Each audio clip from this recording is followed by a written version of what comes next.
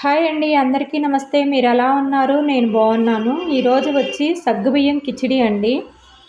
ఒక కప్పు సగ్గుబియ్యాన్ని తీసుకోవాలి. గంట ముందు నానబెట్టుకోవాలి. స్టవ్ వెలిగించుకొని బాండీ పెట్టుకొని నూనె వేసుకొని నూనె హీట్ ఎక్కిన తర్వాత ఎండుమిరగాయలు, పచ్చెనపప్పు, ఆవాలు, జీలకర్ర వేసుకొని వేగనివ్వాలి. తాలింపు బాగా వేగిన తర్వాత ఉల్లిపాయ ముక్కలు, పచ్చిమిరకాయ ముక్కలు, కరివేపాకు వేసుకొని వేగనివ్వాలి.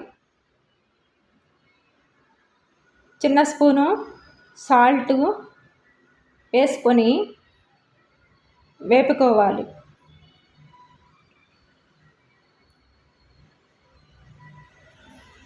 ఉడికించి పెట్టుకున్న బంగాళాదుంప ముక్కలను కూడా వేసుకొని వేగనివ్వాలి.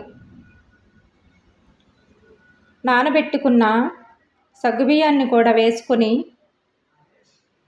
కలుపుకొని వేగనివ్వాలి. సగ్గుబియ్యం కిచిడి అయితే పిల్లలు చాలా ఇష్టంగా తింటారండి. టిఫిన్గా కూడా చేయవచ్చు. వేయించి పెట్టుకున్న పల్లీలను వేసుకొని కలుపుకోవాలి.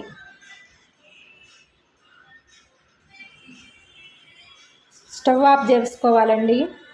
సగ్గుబియ్యం కిచిడి రెడీ అయిందండి. ఈ వీడియో నచ్చితే లైక్ చేయండి, షేర్ చేయండి, సబ్స్క్రైబ్ చేయండి. ఒక్క లైక్ ఇవ్వండి, మాకు సపోర్ట్గా ఉంటుంది. Thank you.